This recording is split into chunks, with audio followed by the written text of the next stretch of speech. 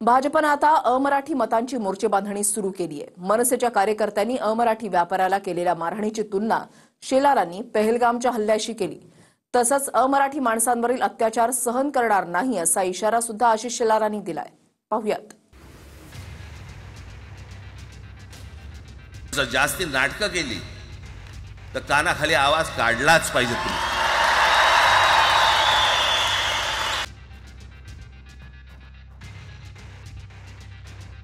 पहलगाममध्ये हिंदू धर्म विचारून गोळ्या मारल्या आणि इथे निष्पाप हिंदूंना भाषा विचारून चोपतायत। शिवसेना प्रमुखांनी जे काही शिकवलं, एक तर कोणावर अन्याय करू नका, पण तुमच्या अंगावर जर का कोणी हात उगारला तो हात जागेवरती ठेवू नका।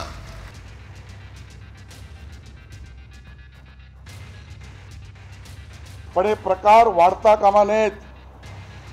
मराठी माणसाच्या अस्मितेची चिंता भाजपच करील आणि अमराठी माणसांवरचा अन्याय भाजप खपवून घेणार नाही।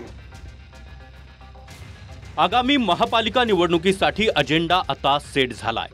मराठी विरुद्ध अमराठी हिंदू। मीरा भाईंदरच्या मारहाणीवरून राज ठाकरे आणि उद्धव ठाकरेंनी मराठीवरून नाटकं करणाऱ्यांच्या कानाखाली आवाज काढलाच पाहिजे असे आदेश कार्यकर्त्यांना दिलेत।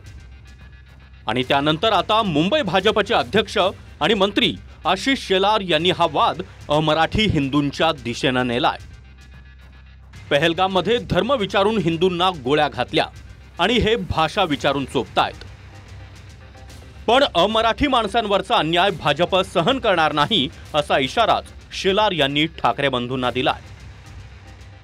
अर्थात त्यांना मराठी आली पाहिजे याच्याबद्दल वाद नाही। विनाकारण उठसूट काय मारामारी करायची गरज नाही आणि मारायची गरज नाही। पण जर जास्ती नाटकं केली तर कानाखाली आवाज काढलाच पाहिजे तुम्ही। हे प्रकार वाढता कामा नयेत। मराठी माणसाच्या अस्मितेची चिंता भाजपच करील आणि अमराठी माणसांवरचा अन्याय भाजप खपवून घेणार नाही। मला तर या सगळ्या गोष्टीचा उद्विग्नता येते। पहलगाममध्ये त्या लोकांनी धर्म विचारून हिंदूंना गोळ्या मारल्या। पहलगाममध्ये हिंदू धर्म विचारून गोळ्या मारल्या आणि इथे ही सगळी मंडळी निष्पाप हिंदूंना भाषा विचारून चोपतायत।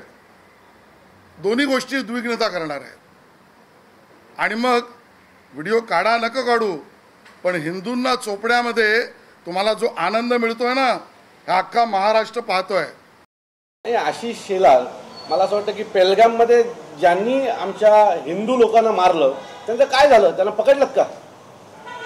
त्यांच्या बाबतीमध्ये तुम्ही आतापर्यंत काय केलं? आम्हाला काय पहलगामचे उदाहरण इथे देताय? सरकार नाकामयाब आहे।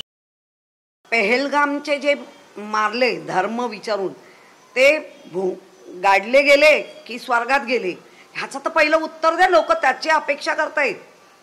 जर पळून गेलेत तर पहलगामचे मारेकरी दहशतवादी तुमचे कोण होते का? म्हणजेच मीरा भाईंदरमध्ये व्यापाऱ्याला मनसेच्या कार्यकर्त्यांनी केलेल्या मारहाणीचं कनेक्शन शेलारांनी थेट पहलगाम हल्ल्याशी जोडलंय। मराठीच्या मुद्द्यावरून ठाकरे बंधूंनी मेळावा घेतला आणि मराठीसाठी एकत्र राहण्याची घोषणाही उद्धव ठाकरे यांनी केली। त्यामुळे आता मुंबई महापालिकेची लढाई मराठी विरुद्ध अमराठी या लाईनवर आली आहे। जरा आकडेवारी पाहिली तर मतांचं गणितही सहज लक्षात येईल। एका आकडेवारीनुसार मुंबईत 35% मराठी भाषिक लोक राहतात। 25% ते 30% उत्तर भारतीय आणि मुस्लिम आहेत। गुजराती मतदारांचा टक्का 15%च्या आसपास आहे, तर इतर 7 ते 8% आहेत। हे वाक्य आज लिहा। नोव्हेंबर डिसेंबर जेव्हा निवडणुका होतील परत भेटू, त्यावेळेला ईव्हीएम ओरडू नका। हे पराभवाच्या मानसिकतेमध्ये, काळोखात घाबरलेल्या मनस्थितीत जशी माणसं एकमेकाला चाचपडत हात पकडत चालतात, ते त्यांचं चालणं नसतं, ते त्यांचं भीतीला घाबरणं असतं। भारतीय जनता पक्षाचं पूर्ण राजकारण हे मतांच्या भोवती फिरतंय. त्यांना आता एक कळलं की मराठी माणूस यांच्या पाठीशी उभा राहणार नाही, म्हणून आता त्यांनी त्यांचं पूर्ण लक्ष हे बाहेरनं आलेल्या लोकांकडे वळवलेलं आहे आणि त्यांना खुश करण्यासाठी ह्या त्यांच्या सगळ्या स्टेटमेंट आहेत. वेळ येईल तेव्हा आशिष शेलारांना पण आम्ही या सगळ्याच्या बाबतीतलं उत्तर नीट देऊ. मुंबईतील मतांची आकडेवारी पाहिली तर उत्तर भारतीय आणि मुस्लिम टक्का मोठा आहे. त्यातच मराठीवरून आधी मीरा भाईंदरमध्ये अमराठी व्यापाऱ्याला झालेली मारहाण आणि त्यानंतर केडियाचं फोडलेलं कार्यालय यावरून ठाकरे बंधू विरुद्ध भाजप असं चित्र निर्माण झालंय. एका गोष्टीचं लक्षात ठेवा, अशी कधी गोष्ट कराल त्याचे व्हिडिओ काढू नका.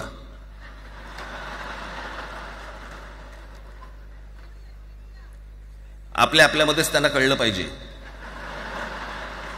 कळलं का? काय राज ठाकरे आज बोलला, त्यांनी म्हणले की कानाखाली मारा पण पुरावे कसे ठेवू नका हे समजून सांगण्याचा प्रयत्न केला. ही कोणती भाषा आहे? तुम्ही कुणाला मारा म्हणताय? सामान्य गरीब हिंदूंना? ही तीच भाषा आहे जी सीमा पलीकडचे जे अतिरेकी आहेत ना, मला कोणत्या धर्मावर बोलायचं नाही, परंतु इस्लामिक वर्ल्ड तयार करायला निघालेले जे अतिरेकी आहेत, पाकिस्तानी अतिरेकी, की रजा अकादमी, मला काय नाव तो डॉक्टर जाकीर नाईक आणि राज ठाकरे काय खरंच एका शाळेत शिकलेत का? नोव्हेंबरच्या आसपास मुंबई महापालिकेची निवडणूक होईल. सध्या मुंबईची सर्वात मोठी निवडणूक आहे.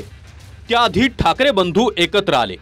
ठाकरे बंधूंनी मराठीचा मुद्दा उचलला असतानाच आता भाजपनंही अमराठी मतांची मोर्चे बांधणी सुरू केल्याचं दिसतंय.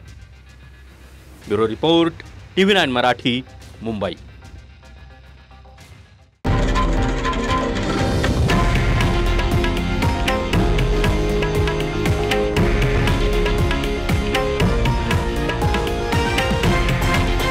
हे आहे देशातील नंबर 1 न्यूज नेटवर्क आणि आपण पाहत आहात TV9 मराठी, एकमेव.